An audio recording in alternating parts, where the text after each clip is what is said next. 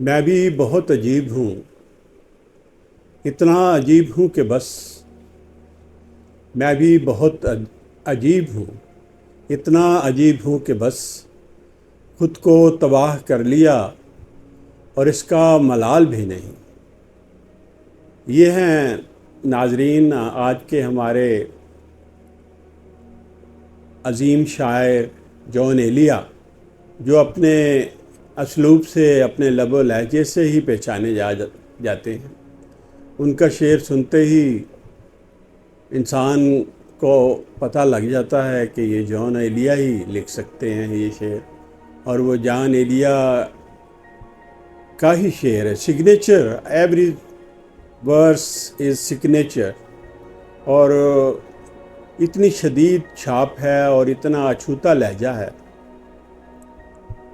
جون ایلیا امروہہ میں پیدا ہوئے، جو گنگا جمنا کا دوآبا تھا۔ اس کے درمیان کی جو زمین تھی، ان دونوں دریاؤں کے درمیان کی جو زمین تھی، اس میں امروہہ شہر آباد تھا۔ تو یہ چار بھائی تھے۔ رئیس امروہی ان سب سے بڑے تھے، انہوں نے بہت نام کمایا اور پھر شہادت بھی کمائی۔ ان کی وفات بڑی ٹریجک تھی، اس کی پولیٹیکل وجوہات تھیں۔ کراچی کے لوگ جانتے ہیں، پاکستان کے لوگ جانتے ہیں کہ وہ کیا وجوہات تھیں۔ وہ بڑے پاپولر، بڑے انفلوئنشل آدمی تھے، بڑے عالم آدمی تھے، بڑے مدبر آدمی تھے۔ ان کی باتوں میں وزن تھا، لوگ ان کی باتیں بھی سنتے تھے، ان کی باتوں پہ یقین بھی رکھتے تھے۔ تو شاید وہ سچ بھی زیادہ بولنے لگ گئے تھے، اس لیے ان کی زبان بندی ہو گئی، کر دی گئی، لیکن ان کا نام نامی آج بھی باقی ہے۔ یہ سید عباس ان سے سب سے چھوٹے ہیں اور یہ ان سے بڑے بھائی تھے۔ ان کا اصل نام سبط اصغر نقوی تھا، اور پین نیم انہوں نے جون ایلیا اختیار کیا۔ اور شاعری تو یہ عرصہ دراز سے کر رہے تھے۔ انڈیا سے ہجرت کر کے آنے والے بھائیوں میں یہ سب سے آخری تھے، اور انڈیا میں انہوں نے اپنی ایک ڈرامٹک کلب بھی بنائی ہوئی تھی، جو زیادہ تر مذہبی ڈراماز اور مذہبی پلیز اور مذہب کو سٹیج پر پرفارم کرتے تھے، مذہبی خیالات کو اور مذہبی مناظر کو۔ اور شاعری انہوں نے پاکستان آ کر شروع کی۔ جو ان کے قریب کے لوگ تھے، جو ان کے گھر کو جاننے والے تھے، انہیں پتہ تھا کہ یہ علمی گھرانہ ہے، اور اس میں ہر دوسرا شخص شاعر ہے، ہر دوسرا شخص فلسفہ دان ہے، ہر گھر کا ممبر جو ہے وہ ویل ریڈ اور بہت گہرے نالج کا مالک ہے۔ ان کی شاعری کا بھی لوگوں کو علم تھا۔ تو لیکن پتہ نہیں کیوں شرماتے تھے، لیکن ایک جگہ انہوں نے لکھا بھی ہے اپنی شاعری کی طباعت نہ کرانے کے بارے میں اور اپنے مشاعرہ جات میں شرکت نہ کرنے کے بارے میں۔ تو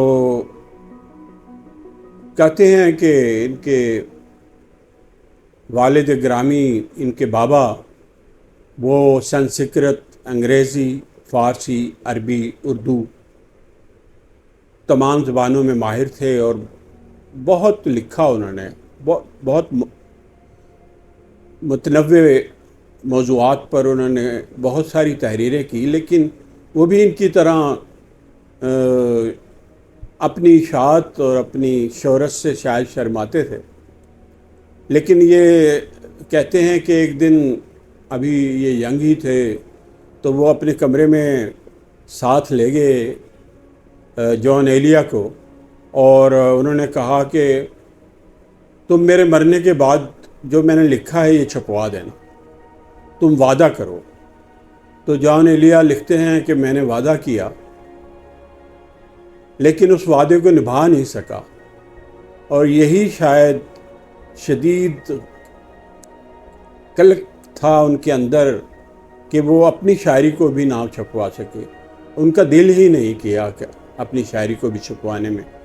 پھر ایک وقت ایسا آیا کہ بہت زیادہ چاروں طرف سے دوست احباب عزیز و اقارب کی طرف سے دباؤ آیا.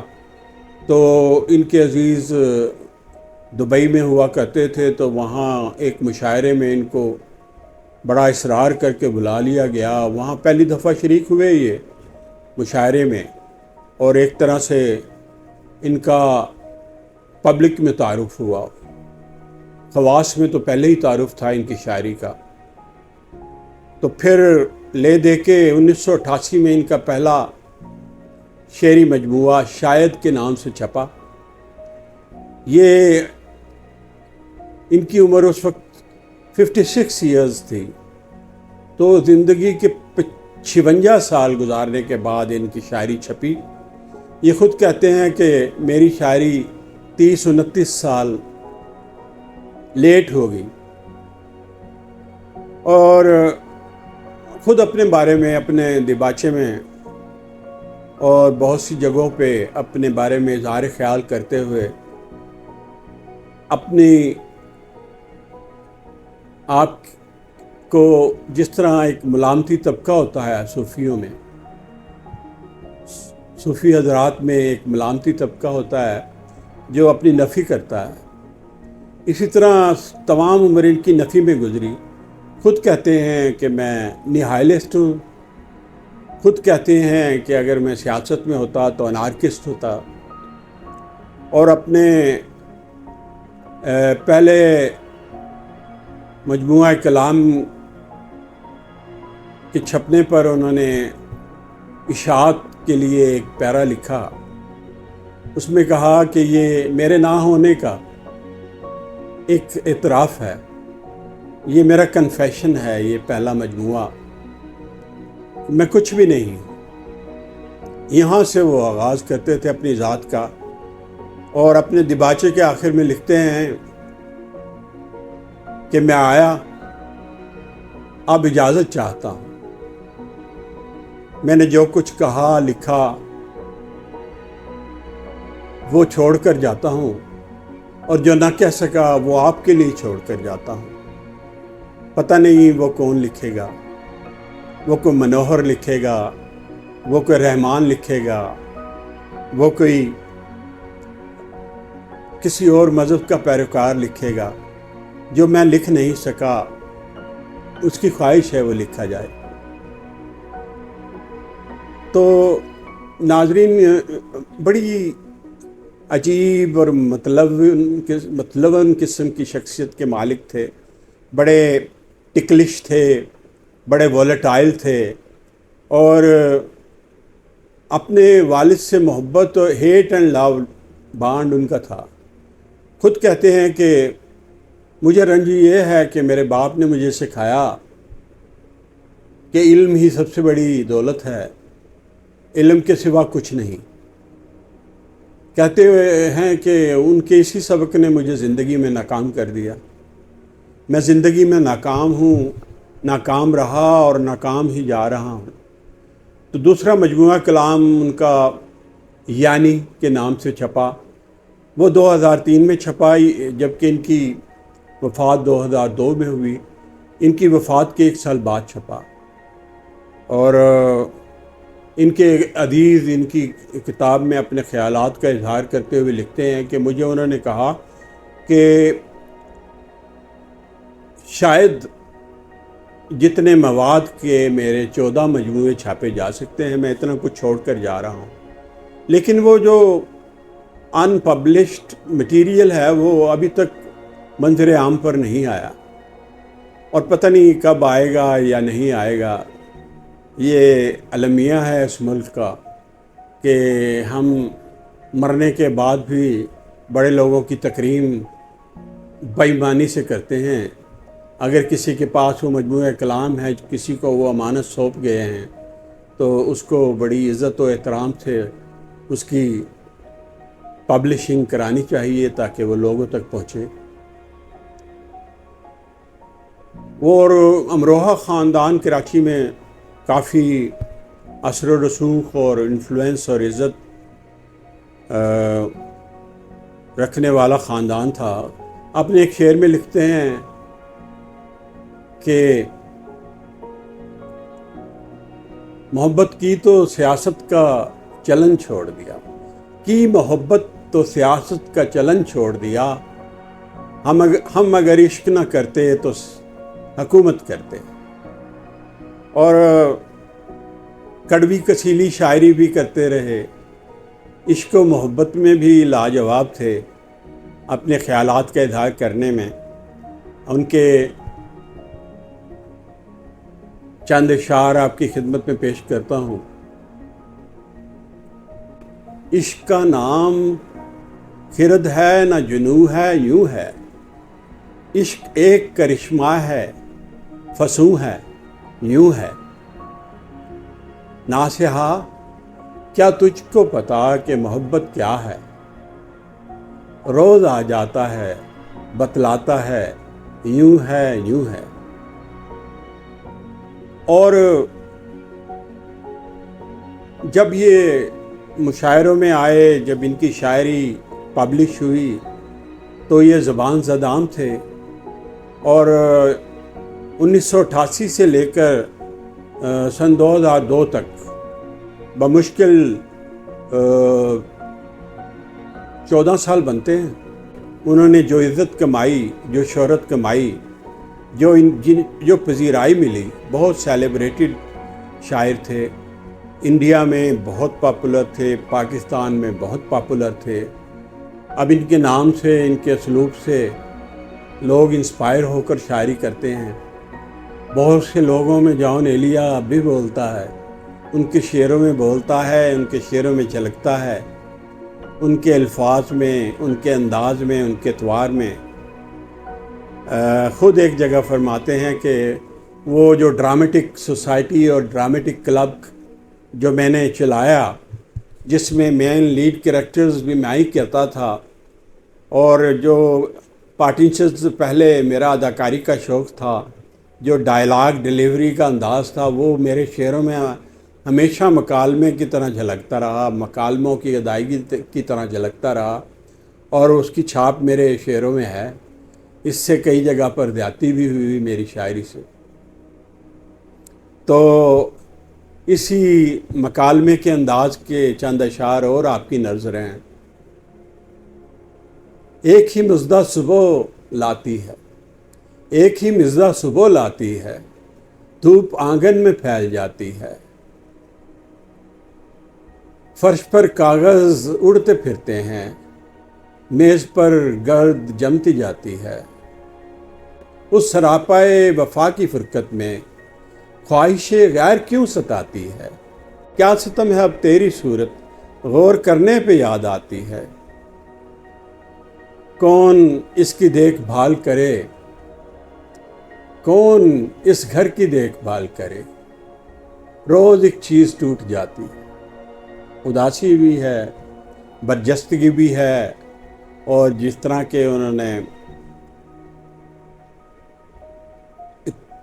اپنا اظہار کیا اس بات کا کہ میری شاعری مکالمہ کی طرح کی ہے، اور اس میں مکالمہ بولنے والا ایک اسٹیج ایکٹر کا رنگ و روپ کبھی ختم نہیں ہوا، چھاپ رہی، اور زندگی سے وہ کبھی خوش نہیں تھے۔ وہ کہتے ہیں کہ جن دنوں میں میں نے شاید لوگوں کے اصرار پر مرتب کیا تو میں اس قدر شدید علیل تھا کہ 10 سال سے کمرے کے ایک کونے میں پڑا تھا، اندھیرے میں پڑا تھا۔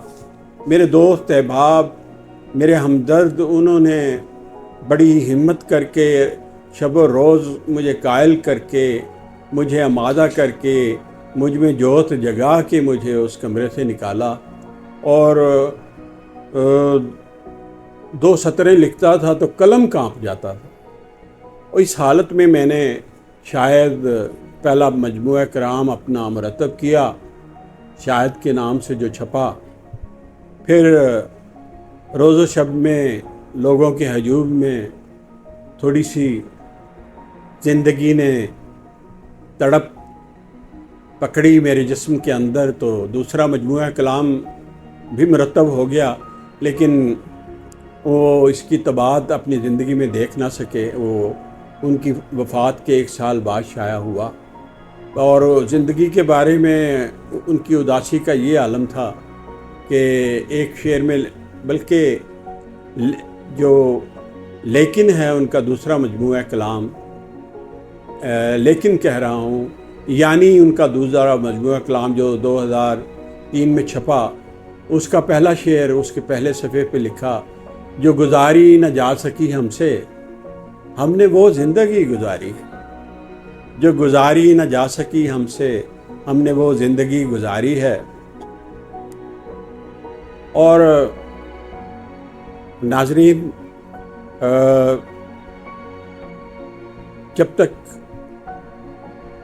ادب سے محبت کرنے والے ہیں، جان ایلیا کا نام رہے گا، اور ان کے اصل نام اور پین نیم میں جو چیز بتانے والی ہے وہ ہے جون حضرت امام حسین علیہ السلام کے ملازم کا نام تھا، اور ایلیا بمطابق شیعائٹ بلیف بائبل میں حضرت علی کا نام ایلیا درج ہے، اور یہ اہل تشیع اس کو مکمل یقین رکھتے ہیں اس بات پر۔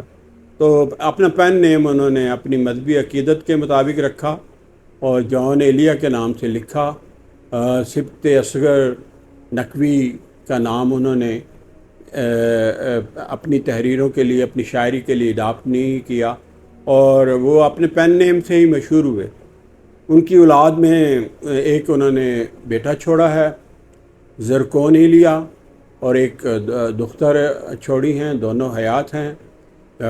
اور زریون ایلیا جو ہیں وہ انگلینڈ میں رہائش پذیر ہیں۔ ان کی بیٹی بھی خوشحال ہیں، خوش باش ہیں، اللہ ان کو خوش باش ہی رکھے۔ اور آخر میں ان کے چند اور اشعار ہیں جو ان کی ناہلسٹ ہونے کی گواہی دیتے ہیں، ان کے انارکسٹ ہونے کی گواہی دیتے ہیں۔ اپنے پولیٹیکل بلیفز کے بارے میں لکھتے ہیں کہ وہ لیننسٹ تھے، لیکن لینن نے پاکستان کے بارے میں جن خیالات کا اظہار کیا پارٹیشن سے قبل، تقریباً تمام کمیونسٹ جو ہیں وہ کمیونسٹ پارٹی چھوڑ کر مسلم لیگ میں شامل ہو گئے۔ ان میں جان ایلیا بھی تھے، اور ان کی فیملی بھی تھی، ان کے عزیز و اقارب بھی تھے۔ پھر یہ مسلم لیگی رہے۔ وہ کہتے ہیں کہ قائد اعظم مولوی نہیں تھے، لیکن بعد میں ہمیں کہا گیا کہ یہ اسلام کے نام پر ملک حاصل ہوا ہے۔ تو خود ہی لکھتے ہیں کہ اگر اسلام کے نام پر ملک حاصل ہوا ہے تو تمام علماء، تقریباً تمام بڑے مولوی صاحبان نے پاکستان کے وجود میں آنے کی مخالفت کی، تو عوام الناس نے قائد اعظم کا لقب کسی مولانا کو کیوں نہیں دیا؟ اگر اسلام کے محبت کرنے والے، اسلام کے جانثاروں نے یہ ملک حاصل کیا ہوتا تو یہ لقب کسی